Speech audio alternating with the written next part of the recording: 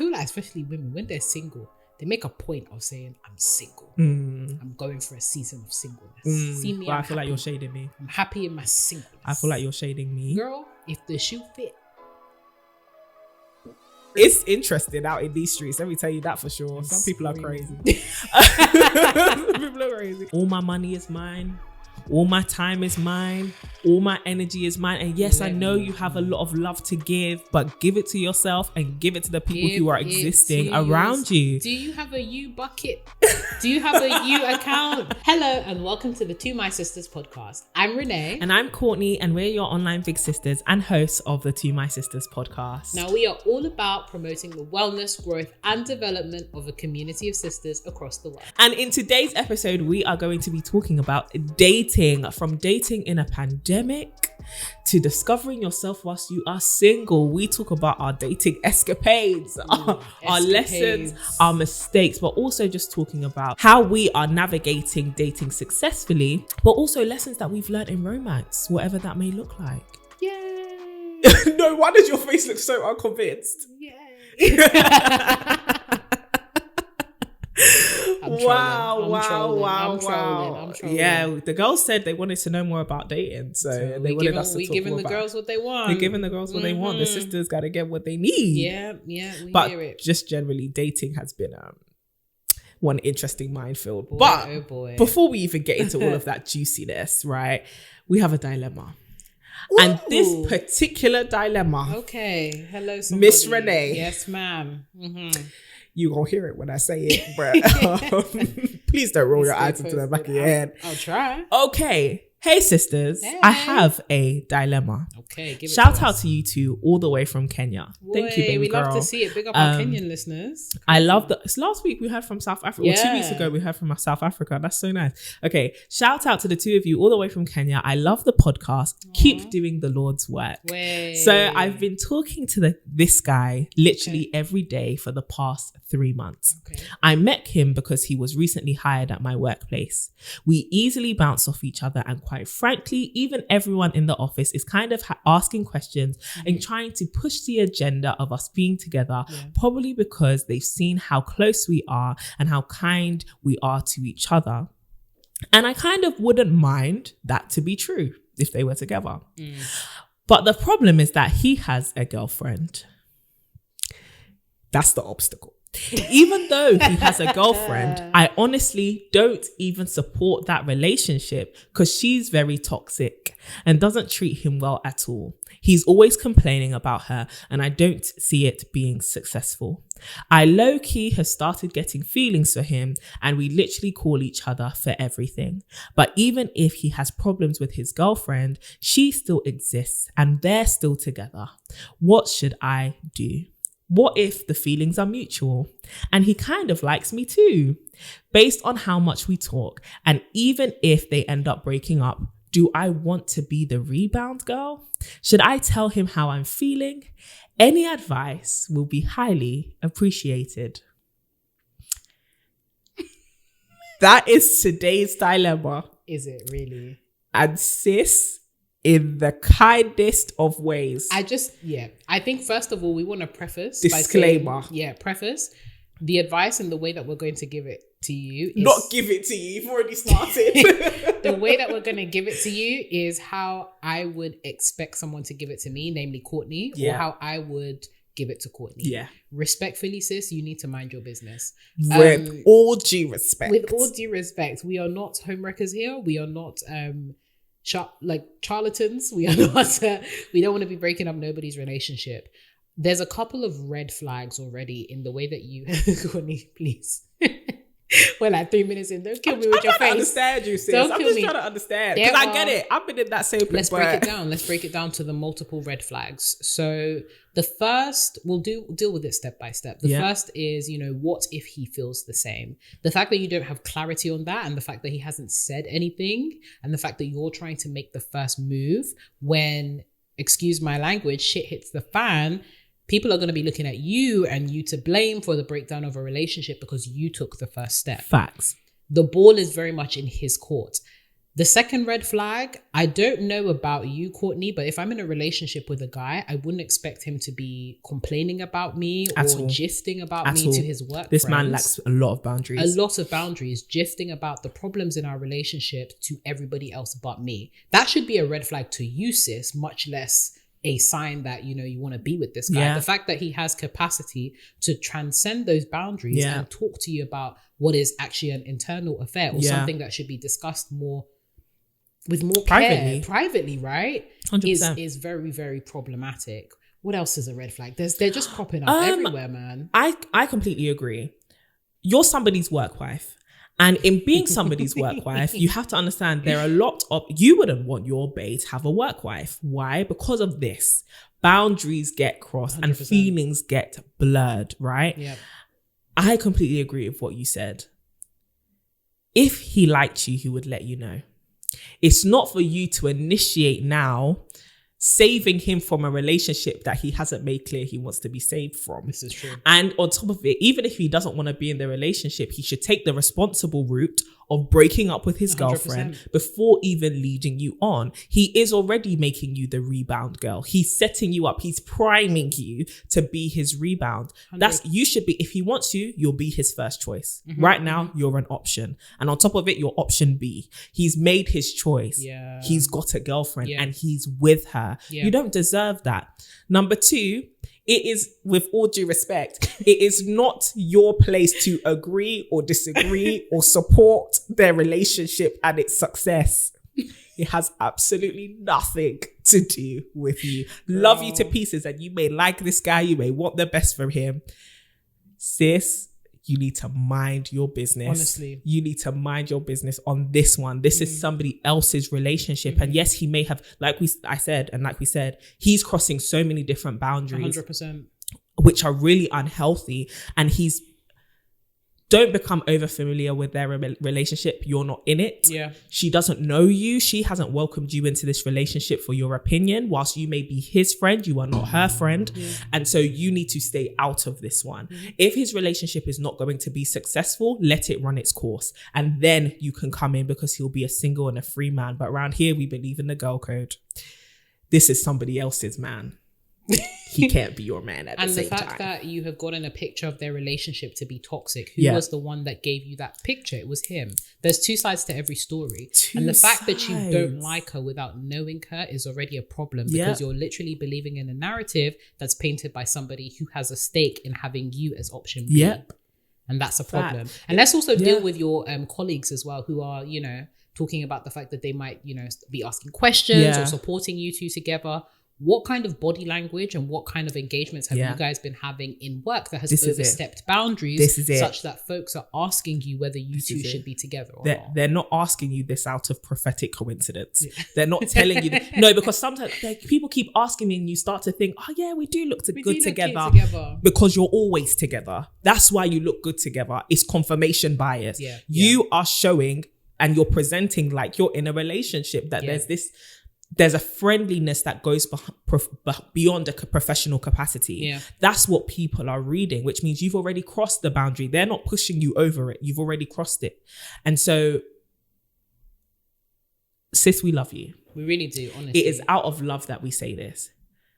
If this man wants you, he will let you know. Right now, he ain't letting you know. Ain't us you should be asking the question to. 100%. Let me not even assume what's going on in their relationship. If their relationship was that bad, he would break up with her. Mm-hmm. He hasn't. And so you saying you don't think their relationship will be successful, or not supporting their relationship, it doesn't make any difference. No how. Mm-hmm. He has made his choice. 100. If he wants to be with you, he will choose you. But he's not choosing you right now. We definitely, as Courtney said, we definitely believe in girl code, and we say all of these things out of love because we genuinely think that you can thrive and flourish with somebody that genuinely loves you and deserves 1,000%. You. And we don't want you to be settling for option B. Please. And even less, we don't want you to be the object of a destructive relationship. Like, we literally do not want you to be the focus. Someone else's heartbreak. Absolutely. That. We believe in girl code at TMS, and girl code is you do not touch things that do not belong to you. You do not interfere in relationships that you are not a part of. And you go on your merry way. And it might be a thing where you need to redress some boundaries as well. because quite respectfully, there are even some of like my male friends that are in relationships, there are some boundaries that you don't cross because you respect who they're with and you respect them. So please, I would actively encourage you to think about the boundaries that you could potentially set going forward, being very, very clear, and thinking about implementing some distance as well, potentially, because as we said, do not become the object of anybody's heartbreak. It's not nice. Please. It's really not. Please. Yeah. That's tight, man. That's tight. Well, that is absolutely there's not tight. Much else you can say about this. Sis, you need to step back. You must. You need to take a step back, respectfully so. Whilst I get, and like even the questions, what if the feelings are mutual? He'll let you know. What if he kind of likes you too? He'll let you know. We talk so much. What if they end up breaking up? Then wait. That's literally it. That's it. There's nothing you can do right now. This is somebody else's man. This is not a Brandy and Monica. The boy is mine. He's not. Not even a little bit. He has someone. Anyway, I could go on about this for ages. Yeah. But there's really not that much to it, I don't think. No. Not to disregard your feelings. No. At all. But you do need to step back.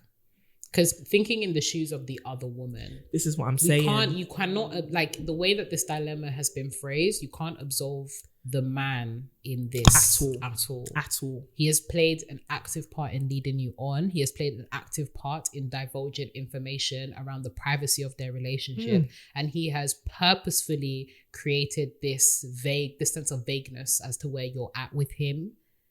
Don't absolve him of all of the blame, right? You don't know the woman like that. And being in her shoes, imagining how she would feel if such a thing was to happen. Yeah. Right? Yeah. We don't go there, sis. We don't. Because it's easy for you. You're not with him all the time. Yeah. You don't see certain parts of him that she sees of him, right? Yeah. It's easy for you to think he's innocent. And even if he is innocent and she's toxic, then he should have left a long time ago. 100%. But clearly he has reasons to be in that relationship unless she's holding him hostage. That's a call the police. Then you call the feds. You have to call the feds. You've got to call the feds. You must. But that's not what this is. Yeah. And yeah, like Renee said, we could equally have received a dilemma from a girl being like, my boyfriend has a work wife. And we would have given the advice of you need to talk to your man about setting boundaries. 100%. So we're going that man needs to set boundaries with you. Yeah. That's all we can say. That's all we can say, man. I'm a bit heartbroken about this one. Yeah, but genuinely sending love because we know it's not easy, especially when you like someone as 100%. Well. It's tight. 100%. But it's important, man. Those boundaries are important. 100%. Love you, sis. Lots of love, Love you, sis. You deserve better. Honestly, and you can do better. You can do way better. Okay, cool. But let's talk about dating then. Because clearly there's a whole bunch of higgy-hagga going on in the dating scene. Yeah. How are you finding the dating scene at the moment? Think about, we're kind of coming out of a pandemic, a major part of history. And the way that has kind of affected the dating scene and stuff. How are you finding the dating scene at the moment, sis? How am I finding the What was that? Yeah, that was a whole noise. What was that? I didn't even know I was Mariah Carey there for a second. I don't know if you guys caught that little... I won't lie, it's tricky doing dating in the pandemic. So I think there's certain stages, right? You're in the pandemic, everything is shut. So for folks that actually live in the UK and listen to us from the UK, from I want to say like Christmas time up until like March time, everything is shut. You can't go anywhere. Yeah, exactly. So if you do want to be seeing someone or dating someone or whatnot, it is quite ghetto because you can't go indoors. You can't go outside. You can't go outside because it's raining all the time. It's rubbish weather. Yeah. Apart from today. Today's hot. Oh, today's been great. And then you don't really want to be inviting folks that you don't know like that to your house. Yeah. So it's been really tricky. You've had to, I would say that you've had to be very creative around the government only just made it legal to hug last week. Yeah. So. We are not incriminating ourselves on this podcast. Thank you very much. Nope. Thank you. I guess we've been working anyway. So. But yeah, no, it's been tight. And I know it's been tight for a lot of people. I've been seeing such hilarious tweets recently. That's like, I've only got one talking stage left in me. We getting married out of this pandemic. Or, we're going straight to the hotels as soon as they open. And you know what? I hear you. Yeah. It's been a long, painful, boring... experience. But yet, so many people have still found love. This is true. Online dating. This is true. And I do think that if you do like someone really like a lot, you're willing to like be creative. And there's ways that you can be creative too. But you are willing to go the distance if you believe that there's a spark there. So true. If you're not, and that's not to, you know, dissuade anyone that's not like going the distance. It may be a thing where some folks actually just wait until to be able to go out and stuff, because let's face it, spending quality time with someone that you like is key to dating. No one can downplay that. Facts. So if it is a case where you've actually had to put a couple things on hold, that too is fine, because don't let anybody make you think that, oh, because you know, this guy is not doing this for me, he clearly doesn't care about me. Maybe it's actually just not physically feasible. It's not. Yeah. This is the thing about dating. You actually need to be in the mindset to start dating. Yeah. Like in the sense of you gotta create time, you gotta be willing. Like I've been shouting, I want to get back in the dating scene. And I started talking to someone. I was like, I don't have time for this right now. It's actually a lot of energy. That's what I mean. And you actually have to create room for it in your life. Like you have to prepare yourself for it. I mean, I'm at a different stage now, but like you've got to create room for it and actively prepare for that. Yeah. But the dating scene these days, oh wow. Obviously the pandemic didn't really. The question becomes, where do you meet people these days? Yeah. You know? Yeah. Because you can't really sit close to each other on transport. It's not like you're going into your workplace. No, you can't do that. Unless you're having after meeting Zoom meetings. How are you? After meeting. Yeah, after meeting. How are you going to meet someone at work? I'm tired. But at the same time, it's easy to say these things. Yeah. But really and truly, if you want something and you meet someone who's cool, you'll find a way, like you said. And we've all been able to navigate through communication and learning different ways of communication nowadays. You just got to put those efforts towards romantic relationships. Yeah. I think it's definitely about like, again, it sounds so like vague and blasé and stuff, but cultivating lots of experiences and lots of relationships, because sometimes we can zero in, obviously make space for dating, but don't like zero in like I must date, like I need to go, that's my one intention in everything that I'm doing, like I'm going to the cafe and I'm going to sit here because I know that, you know, I'm going to find someone. Sometimes it's just by virtue of you being and doing you and doing things that you actually enjoy that make you uncomfortable, you start to meet folks. So like, for example, for me, like going to lots of like even virtual stuff that I really enjoy, I've made a lot of relationships with like both girls, but a lot of guys that I'm just like, oh, this one's cute. Pretty cool. Like, we work well together on this thing. You're kind of cute. Yeah. Or like, you're pretty good looking. Or if you do have like friends that might have friends as well, especially like guy friends, they're the plug. Shout out to the guy friends who are like, if you make it known that, oh, you know, I'm dating, they might have a friend of a friend and all of that. It's basically about being it's about being open and putting yourself in comfortable situations. Not necessarily always with the first intention of like, I'm finding someone to date, but let me meet people, you know, let me create relationships, let me be of value. And naturally, these things will start to come together. And then, of course, there's online dating. What are your thoughts on online dating? Have you ever done it? I have, yeah. Oh, yeah? Every time I keep forgetting about this. Yeah. The saga. What are your... The saga of online dating. Yeah, no, I went through a period of, I think, when was it? In like 2019. I did it in the States as well. That was funny. That was so funny. Online dating is fun. It's cool. I even know folks that have like gotten married and like had kids and stuff that met online. I think online dating is good. Sometimes it's a bit hit and miss if your parameters are very wide. You just need to be very clear about what you're looking for, but at the same time, don't be scaring nobody saying, I'm looking for marriage in your bio. Nobody gonna swipe right on you. Not on a dating app, not on a dating site.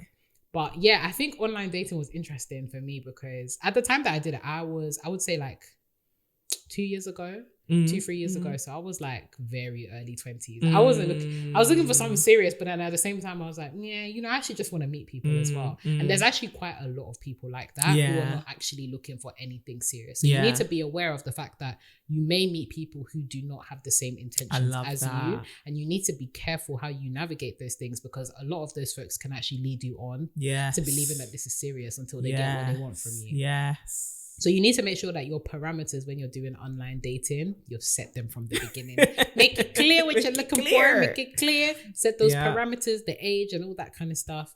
And also put yourself, put your best foot forward, but don't put a fake foot forward, right? Like a lot of us, especially as girls, tempted to put our best pictures, heavily edited, making ourselves look seductive and all of that kind of stuff. This man will meet you in person. And if you've misrepresented yourself, I don't know, I feel like guys, like my men, I love you, but some of you guys do not know how to take a selfie and it's not doing you well. Some of you are handsome. Talk about it, sis. You guys are handsome. You be out, we be out here. I'll be showing Courtney. I'll be like, oh, this guy is paying up. I'll show her the picture. She'll be like, Renee. I always say it like, Renee, it's unfortunate, but oftentimes you have to give a disclaimer before you show your girls the picture of the guy that you're dating, because men need to learn how to take pictures. Was tilt the phone.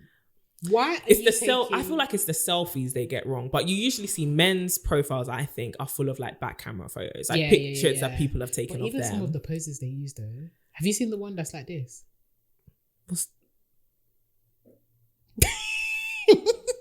We need to leave that in 2010. That's a 2010 post. One prayer other. hands. One Yeah. other. One other. One other. Yeah. Nah. That post. The man them love that still. Yeah, we gotta stop. They love that. But yeah, coming back to online dating. This is not giving guys the 101 on how to take photos. But please, but we don't like that. We don't like that. Selfie, just raise the camera a little bit. Take it from the top, not the bottom. 100.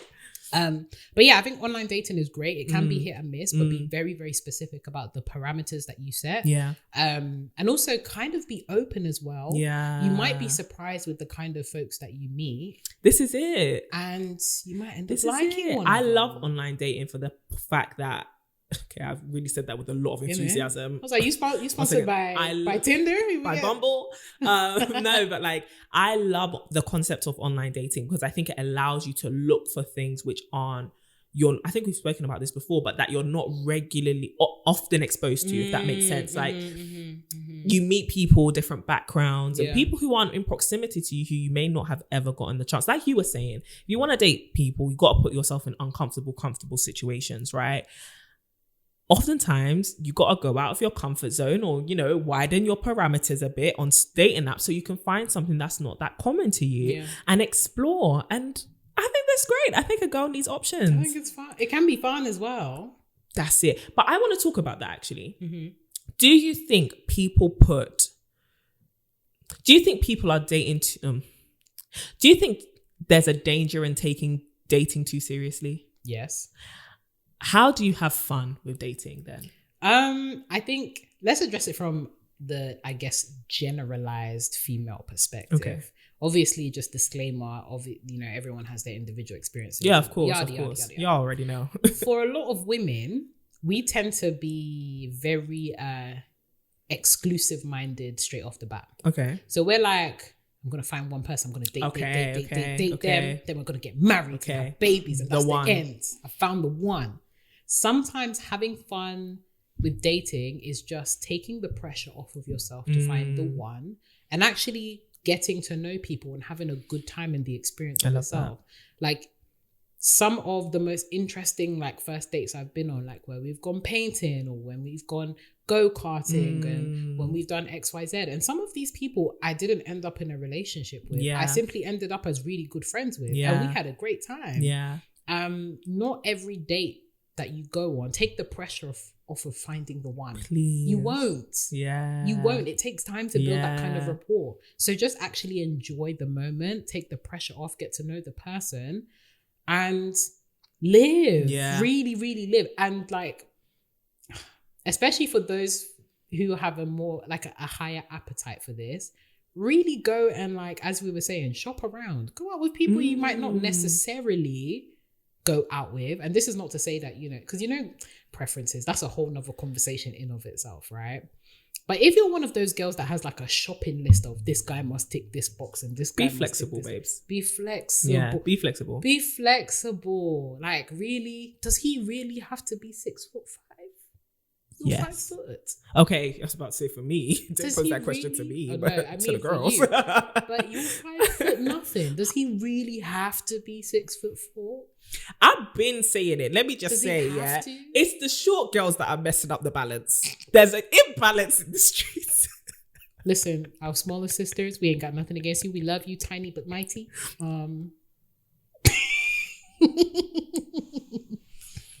You're gonna have to forgive my friend over here. We love all of y'all, but it's okay to like have flexibility on these kind of things. Yeah, does he really have to be?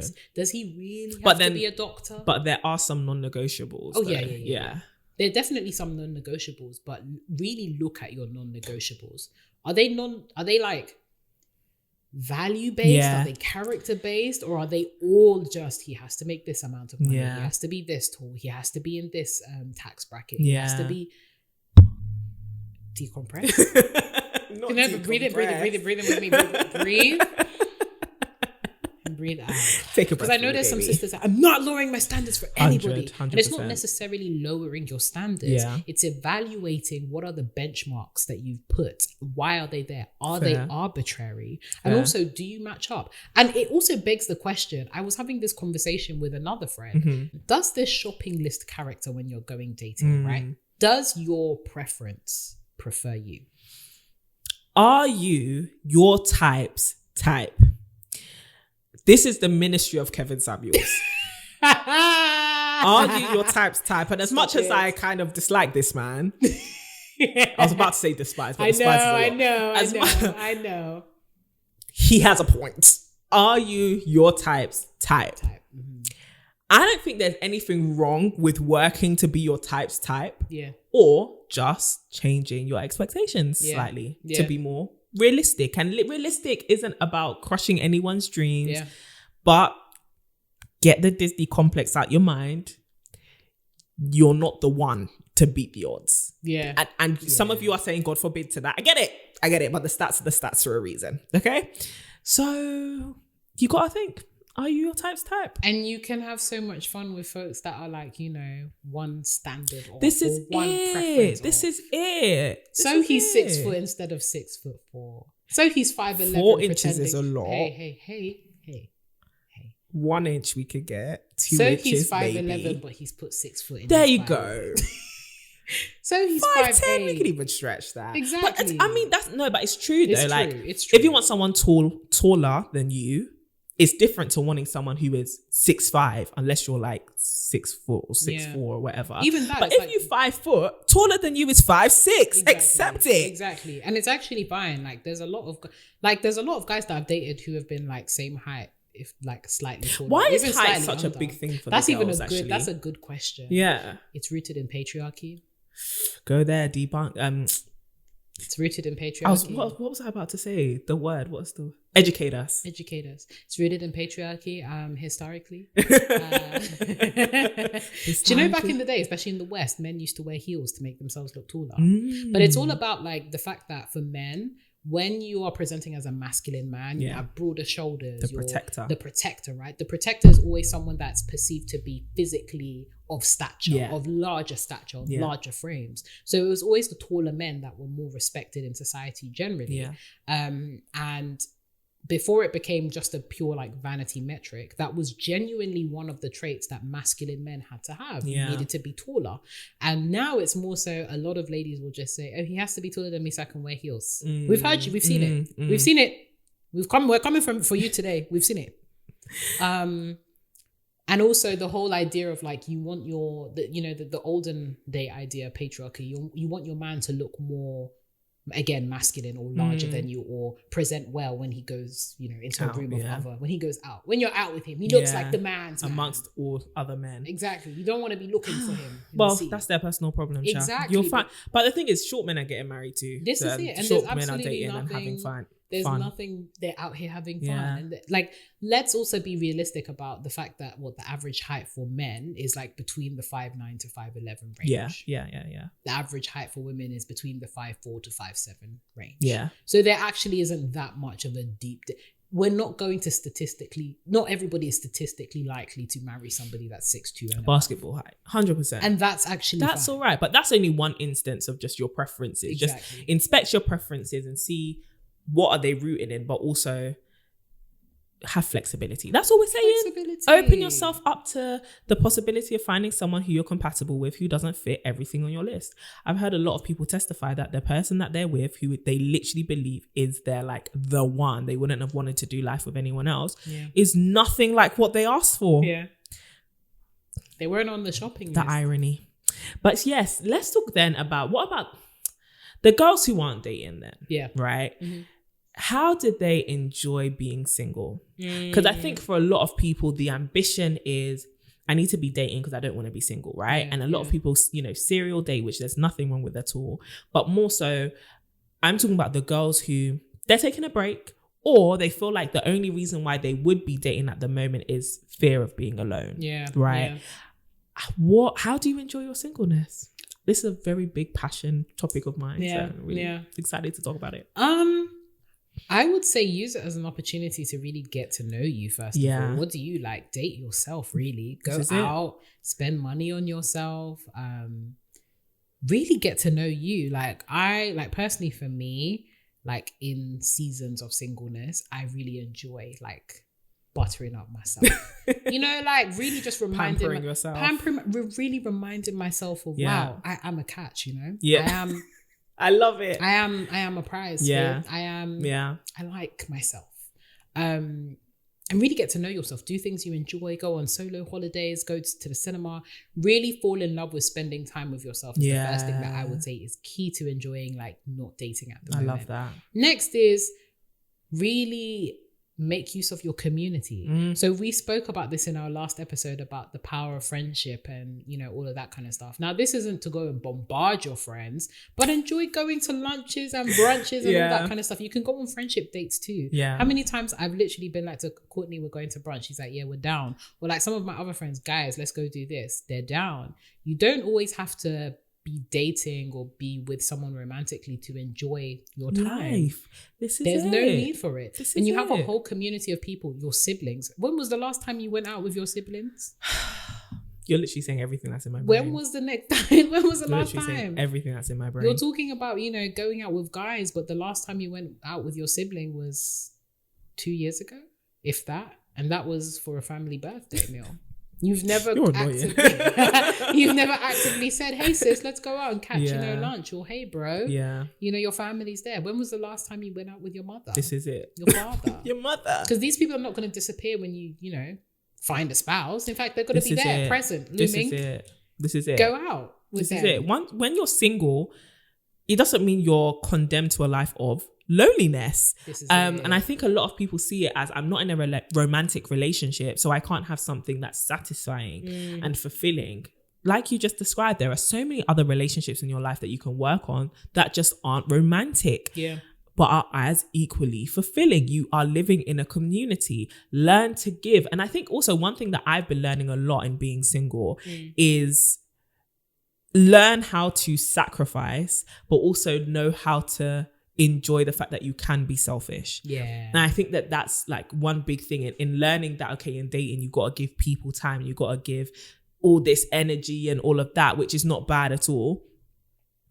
Sometimes it's great to just realize I'm in a time where all my money is mine, all my time is mine, all my energy is mine. And yes, I know you have a lot of love to give, but give it to yourself and give it to the people who are existing around you. Do you have a you bucket? Do you have a you account? No, because this is the thing. When people are going on dates and stuff or thinking about the other person. That's my entire debit account, child. All that money is mine. They be out here and like, it's actually a beautiful thing. Definitely a beautiful thing I've learned is like the power of giving and sharing when you do have somebody to share that with. However, when you don't, that's all yours. Yeah? And that's great. That's all yours. And obviously, like we talk about, you know, budgeting and investing and all of that kind of stuff. But the leftover stuff is yours. And you know what you should do? Treat yourself. Get the new dress. Treat yourself. Go with your bad self. Treat yourself. Go on holiday. Go buy yourself a nice perfume. Go to the cinema. Bruh. Do something that makes you happy. And don't wait for anyone to come and make you happy. You got to find that within yourself so that you set precedent. Set precedent in your life. This is absolutely it. Because I personally know there are women who expect nice things because they give themselves nice things. You ain't gonna come and drop that bar. The bar is up here. The bar is here.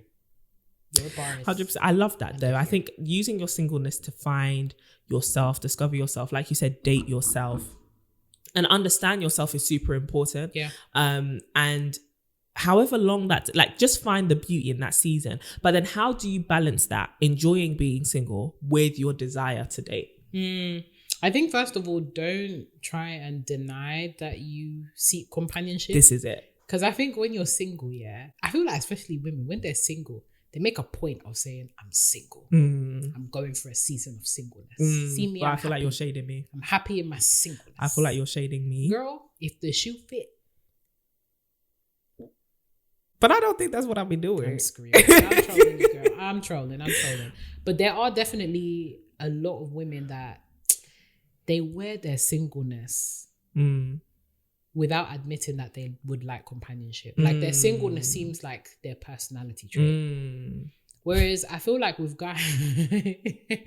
guys, they're single, but you don't hear the announcement that they're single. Do you get what I mean? And I think, I don't know how many times we're going to mention patriarchy in this. Maybe keep a tally for us in the comments or something.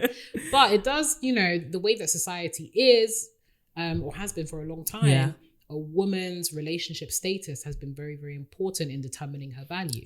So the fact that, you're single and having to feel like that's an announcement, like feeling that you have to enjoy being single, as if being in a relationship adds in a way that you simply cannot replicate or really enjoy whilst you're being single, is quite sad. I think the key to really enjoying singleness and balancing that out with companionship is really admit that you want companionship. First of all, it's actually okay to desire being with somebody. That's cool. I want to be with somebody. Courtney wants to be with somebody. That's cool. That's calm. But don't make that your focus. Right now, and really focus that energy on yourself and bettering yourself. I love that. And really valuing yourself. And even use it as an opportunity to self-evaluate. Because I think many of us think that, we're working on ourselves, but we don't really evaluate how well we're doing what we said we've set out to do in our season of singleness.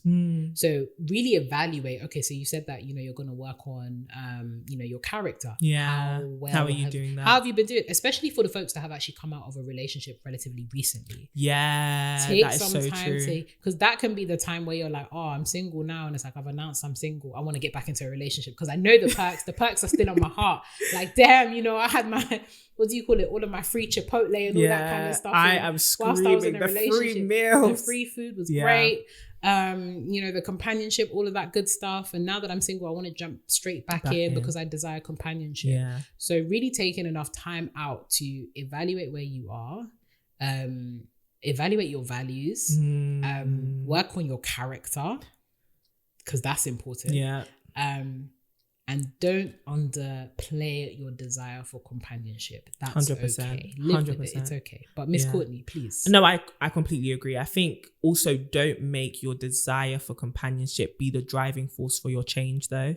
I think a lot of times when you're single and you're getting to the point where, this is less so for people who are freshly single, but more so you're in a place where you're single and you desire to have a relationship, you kind of ramp up your personal development in hopes that it will bring a spouse bring a dating partner. Exactly. And I think that in that, though, you've got to be careful to now not, in decentering your identity, like you're saying, being single is not your identity, right? But sometimes in order to remove that part of your identity, people will now make their central focus being in a relationship. And they become obsessive or idolatrous in a sense.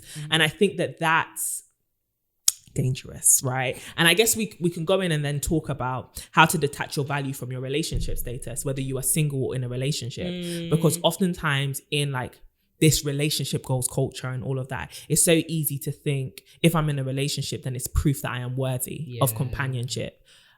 I think we were talking about this in the last episode, but like it's so easy to look at romantic relationships as a stamp of worth and of value when that's actually not what they're there for. Like that's not their ideal purpose. And looking at the relationships that you already have existing and seeing that they actually affirm that you are valuable, right? Is so important. And also having that intrinsically. And then from that place, wanting to share that with somebody is way healthier for you, because you don't want to be running out of your singleness because of fear of being single forever, right? And you don't want to be running into a relationship for that same reason. You want to be free. And that's not to say, you know, don't get into a relationship because you don't want to be single. That's not it. What we're saying more so, or what I'm saying more so, is have a healthy view of relationships. And I think oftentimes developing a healthy view of a relationship is easier done when you're not in one. Yeah. You know, developing yourself and developing your understanding. And this is why friendships are so important, because you still need to understand people. You still need to understand the way, especially men or the opposite sex, or the people that you're attracted to, Sha. You need to understand the way that they think. And the best way that you do that is by talking to loads of people. And so don't shut yourself off from making friends. I think oftentimes you can be single and think, no new friends, and no, actually it's a great time to make friends. Like, this is a great time to just get to know people, expand your network, and connect with people like you've never connected before. And it might not be romantic, or it might lead to romance. And this is why it's important to realize that romance can grow from friendship. And so start investing 100%. In friendships, and let that be your first step. I want to invest in friendships. So that's what I'd say about enjoying your singleness, like, and dealing with the frustration of wanting to date and being single. But I also think it's important, I'll just talk from personal experience. When you've been single for a long time, you become kind of selfish about your time, your resources, your efforts, all of that. There actually is a mindset shift that needs to happen 100%. To now open yourself up to allow someone in romantically. And I didn't think it would be that hard, but oh my days. Yeah, girl. I feel like people don't really let you know that transition of all my time is mine, all my money is mine. I do what I want to do. Selfishness in a great way. But now I've got to think about you. And what you like and what you don't like, and when you're busy and when I'm busy, and when you're free and when I'm free, and what you like and what I like, all of it. You've got, and it's ramped up, because you can say, oh, but Courtney, you've been a friend. Like, of course I've been a friend, but I don't need to talk to her 24/7. We can go days without talking to each other, but that would not build a functional romantic relationship. No, you got to talk to them every day. Exactly. And on top of it, I've known this girl for nearly 10 years. I'm trying to get to know somebody. We can't just be messaging each other every 3 days. I've actually got to talk to you, and sometimes that is tiring. It is, not because you're tiring, but because because I'm not used to it. And I think that that's something you also need to start opening up yourself to, and having, I love what you say all the time about just to have fun in dating, because we can put so much pressure on it in developing. Like, for example, with myself, I feel like this is just me having a therapy session. That's okay, girl. With myself, for the last couple of years, I've been really improving the way I think about marriage and the way I view healthy relationships, and my belief that they even exist, and also working on myself. And it's so easy to take all of those things into a relationship. Like, here I am, I've worked on myself. What have you done to work on yourself? And forget that not everyone has been on the same journey you have been at the same time you've been on it. Definitely. And so you've got to kind of just sit back and just learn people, love people, laugh with people, and have fun. Have fun dating. Don't be afraid to flirt. Don't be afraid to start something and then end it. Okay? Don't be afraid to, that it's not that the next person that comes is going to be Prince Charming. This is it. And that's not what you should be expecting either. Just connect. And when it happens, it happens. Take the pressure off. Take the pressure off yourself as well. You're not performing either. I think that's another thing. Like, I've worked on myself and now I should show all of that fruit. Nah, this is just another part of your personal growth. And also, don't see singleness as I think you hit the nail on the head when you were talking about the fact that many of us prepare to be in relationships. Like, our sole driving force is, I'm going to be in a relationship. Let me develop myself now. Like, that can't be the sole reason for your personal development whilst you're being single. You are not, in your singleness is not an audition to be somebody's wife. This is it. It's not. This is it. No. This is it. That would be a waste of time. This is it. You're not auditioning. You're being yourself. Because it means the next guy that comes out, is he husband? Is he? And that's a lot of people's mindsets though, when they're dating. It's like there's this internal and external pressure because of patriarchy, because of culture, because of tradition that says you need to get married ASAP, or you need to get with someone ASAP. Like, you don't want to be alone. And so many of us fear our own company. Yeah. Free yourself. Free. Please, like, learn to love your own company. And that's not to say be single forever as your challenge. Absolutely not. Imagine. But in the sense that just learn to be content with the idea that right now I'm on my own, right? And it's not that I'm lonely. It's just that I'm not in a romantic relationship. I still have friends. I still have family. I still have community. It's just I might not be being intimate with people or having that close of a romantic relationship. Yeah. And that's fine. You ain't gonna die. That is perfectly fine. And it also, that doesn't reflect on your value either.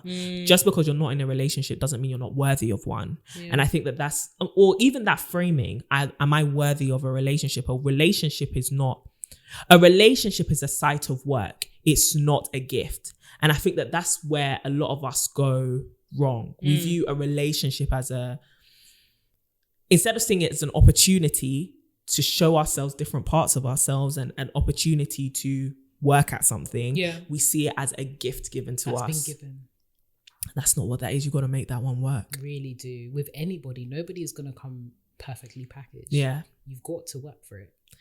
You got to work it out. So in that then, I guess to get into our tales of dating, what have been some of your biggest dating mistakes? And girls, you can tell us in the comments too. Yeah. But what have been some of your biggest dating mistakes, but also your biggest lessons about dating, and that kind of precursor? And when we say dating, we're talking about like in a relationship, but it's casual, but also just dating around, trying to, get to know people. What have been your biggest mistakes and your biggest lessons? Okay. So the first one is taking things too seriously too quickly.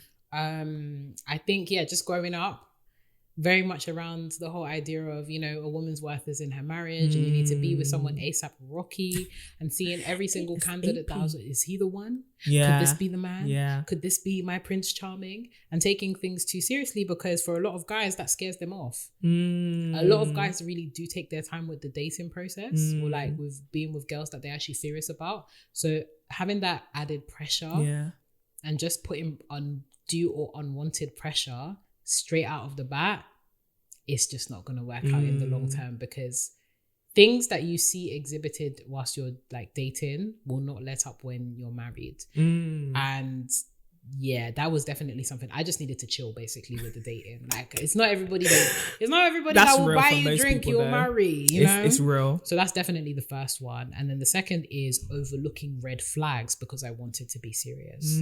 I think that many of us, because we, again, the whole narrative of the long suffering wife and how you've got to build with somebody, and you, like we've said in various episodes, this is not Build-A-Bear.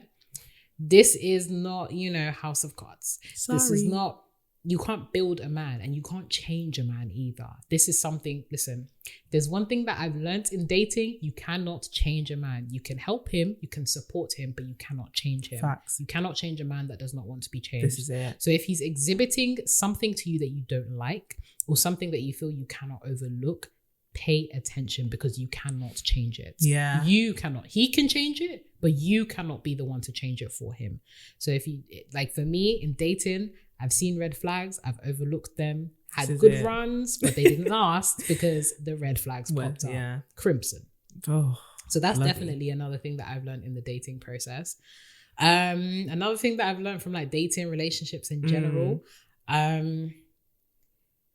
be friends with the person. Like we've spoken about it in our last episode as well, but I genuinely believe that you cannot be in a relationship with someone that you're not friends with. Yeah. Because what will you talk about? Is it I get there's the whole, sexual intimacy or the attractive physical attraction and stuff, but sometimes you won't have that. When you're on the phone, what do you talk about? What is the meat and bones of your relationship? Yeah. And there's actually quite a lot of folks out here that are not looking for those kind of relationships, but those are the ones that stand the test of time. Yeah. Because physical attraction is fleeting. And there's going to be times where your partner is actually not looking their best. This is it. They're going to be out here with, I ain't gonna Wait, what? I ain't gonna say nothing. What? I ain't gonna say nothing, girl.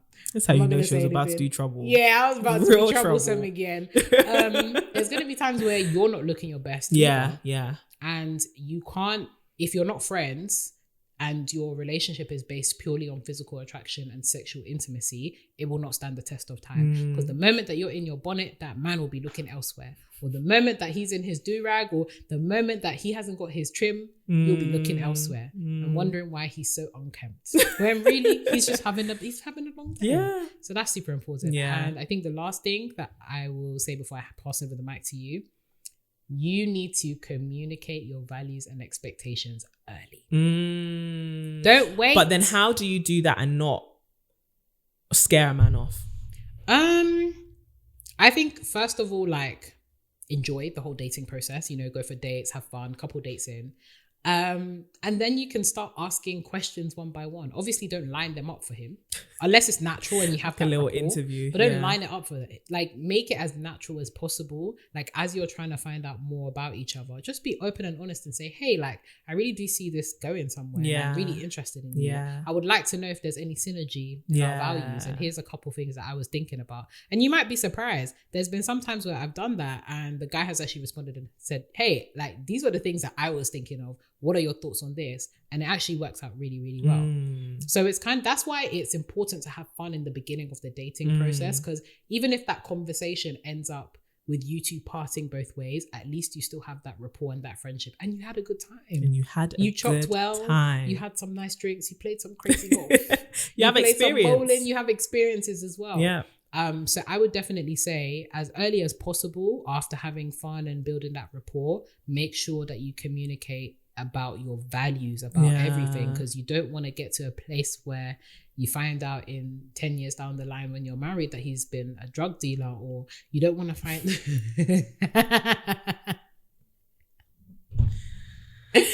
you don't want to find out that you've married James St. Patrick from Power and you didn't know. Or Ted Bundy. Do you understand? You don't want to find out that you've married somebody that's mad. Yeah, 100. And you didn't know. 100. So definitely be unapologetic about communicating your boundaries and your values. Because sometimes you can feel like, like you're nervous to communicate things that are important to you. A classic one might be, for example, for women, it's often around sex. Oh yeah, right? yeah. It's like some women may not feel comfortable having sex until a particular point in the relationship. Some folks do up celibacy like we do. You need to be clear about that, because you don't want to get to a space where you're just misaligned. Yeah. Because it can end badly. Oh, say it again. Really badly. Because sexual intimacy, we really underplay it, but it's important. Necessary. And it begins, like you said, from as soon as you want to start taking this relationship seriously, we got to talk about this. We have to. We got to talk about this. And we also got to understand, anyway, we'll talk about that maybe in a relationship episode or something. But understanding your partner and setting those boundaries that are in alignment with the way you both receive intimacy is really important. But we'll talk about that one day. Yeah, I love those lessons, man. They're so similar to mine. You can't raise a man, ain't here to mother a man. No, you're not. But also have fun. Like, I think for a long time, my mindset was, I want to be with someone. Girl, I just want to have fun out in the streets. I want to make friends. I want to get to know people. And I think just generally we can put so much pressure on relationships. Yeah. And it's like, nah, no one's running anywhere. Bruh. Let's have a conversation. Let's get to know each other. Let's enjoy our youth. Let's enjoy ourselves. Let's enjoy what we have. And when things evolve from that, that's what will be beautiful about it, the evolution, rather than forcing it to happen. But also, I think one of the biggest mistakes I've made in dating is not realizing, why are you looking at me like Sorry, that? I was tuned in. I was like, I'm listening. I was about to say, wait, what did I do? I was compelled. I think, one of the biggest things mistakes that I have made is not realizing that I was talking about this the other day with one of our friends.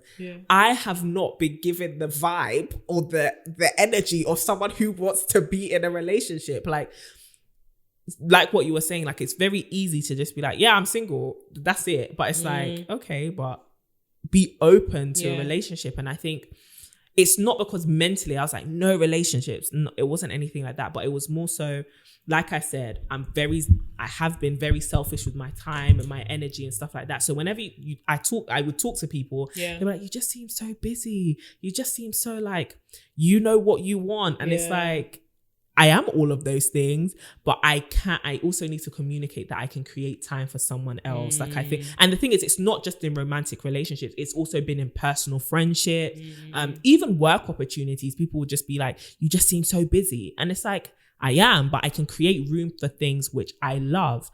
And in this case, if I want to date you, I can create room for you. If I want to work on that project, I'll create room for it. Like I can create room for things, but I've been realizing that people make a lot of assumptions about you. So you actually have to be very proactive in the way that you present yourself and the way, basically the energy that you're giving off and what you're communicating with 100%. your life, you know?